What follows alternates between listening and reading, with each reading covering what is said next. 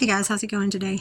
I'm going to try to make this fast. Maybe multiple segments uploaded today. My phone is wigging out on me. It's not letting me go over a couple of minutes on recording. No luck with the police yesterday. They went to the house, no cars were there, nobody would come to the door. So I still don't know where my kid is, or if he's okay. At this point, I think that he actually may be part of this. I am completely alone. I've lost my job. I've lost my home. My car is messed up, which thank God I can fix it. I literally walked away from a 4-bedroom house full of possessions. I have $2 and some coins to my name. I feel like a sitting duck here. They're absolutely going to come. I lay here at night. I'm exhausted. I lay here at night and funny. 33% on my phone this morning at 3:33. I don't think that's a coincidence. And I started hearing noises out cars coming through. I don't believe in coincidences. Yeah. But I have an interesting one to discuss with you guys. So a lot of your readings are talking about a preacher that's upright in the day and that's inverted at night. That's how I knew. That's how I knew that I'm not crazy. So on 777, that's when a preacher doing a roadside service, it's 2 blocks up, and I could hear his booming voice, and okay, he's talking to me. Let me turn around and go back. I will always go back for a message from my Father. And when I'm walking up on this crowd, he turns. I get about 20 feet behind him, and he turns and he looks me dead in the eye. Bluest eyes, by the way. He looks me dead in the eyes, and he quotes something that I said in my home 2 months prior. There were 2 people in home with me, and that preacher wasn't one of them. And my roommate had just burned me for $1,530, and she was avoiding me, wouldn't talk to me. Literally, like, she came home from work and moved her stuff out that very day that I said this to her. Lord, forgive me. Neither forgive me, I shouldn't have said this. But I said, bitch, if you don't give me my money, I'll leave you in a ditch somewhere. Tell me why this preacher that I've never seen before in my life quotes that to me. That's because I rubbed him the wrong way and I pissed him off. And when I left there, I was shook, like, oh my gosh, because that's not the only thing that was quoted to me.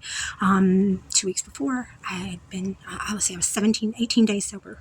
I'd been detoxing, and I was sick. I was in bed, probably spell work too, truth be known. And there was one of your readings was talking about an inheritance.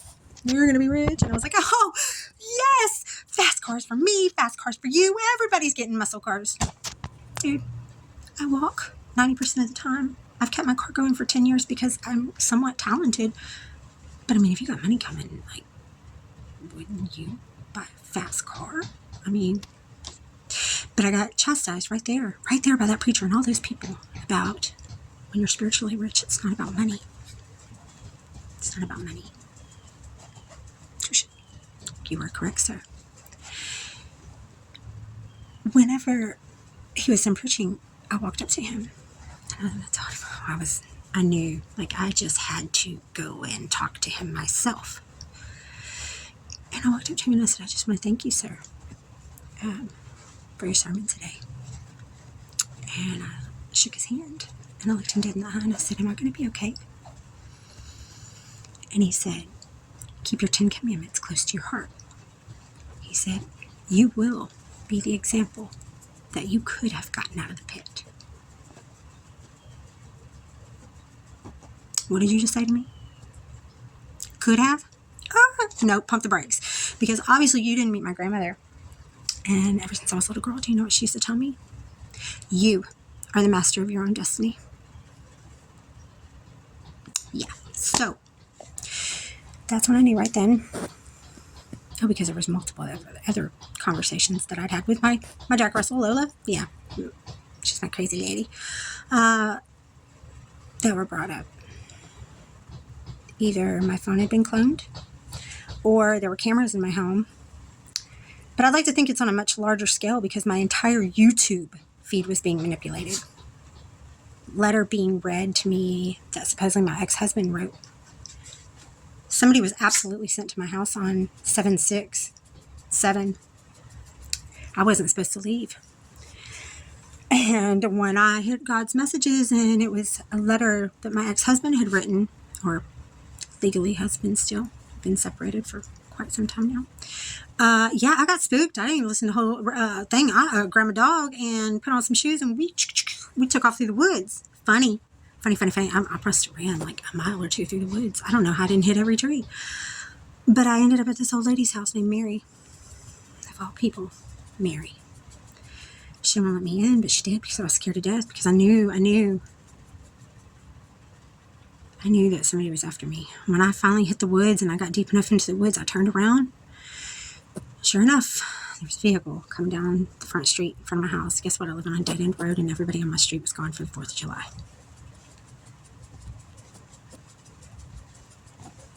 I was the escape artist. Mystic Tori Tarot. She did a reading about being out of breath and a computer screen going blank. That was me.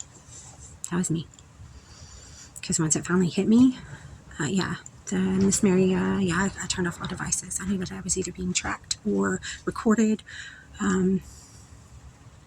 This is huge.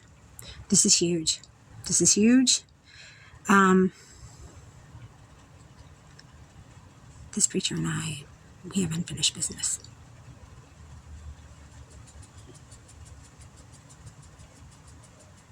I'm absolutely going to see him again.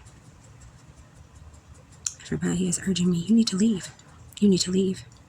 Absolutely not. I'm going to stand and deliver. I don't know who decided to do this to me. You guys are saying it's possibly my mother, stepfather, sister. I believe it. Absolutely. An uncle. Believe it too. Because I only let people take advantage of me for so long. I have this loving, giving heart, and I will do anything for you, and I will stand beside you, and I will defend you. And I will call out people that bear false witness against you. I am no saint. I am no prophet. And I am not psychic. I am extremely intuitive. Energy never lies. Like some people's energy, I've shaken their hand before and instantly gotten sick. I don't know how to cloak it. I've gone to the FBI. I tried to call them the other day to tell them about the Gangstalking incident, but guess what? I think some of them are involved too. Whoever is doing this is very, very well connected. Very well connected enough to ruin my life. To put me in a state, this is abuse. This is a mental torture. I am literally like afraid to leave. Now I leave with an axe in my purse. Come get some. Because I have an axe to grind with you. There's about 40 to 50 tarot readers. I am going to try to, if I have to make a completely separate post to give you your credit where it's due, each one of you have been a light in probably the darkest time of my life. And I appreciate each and every one of you. And, you know, if I get to pick a soul tribe, I really hope it's you guys. If I even live through this. Because I'm going to tell. I'm telling on all of you. You know who you were coming for. And you didn't know who my grandmother was either. And she was no bitch. And that's who raised me. And she was an empress.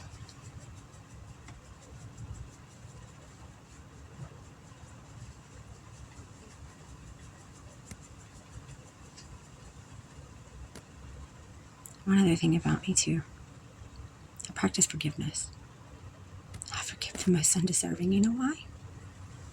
Because it's the most unselfish thing you can do.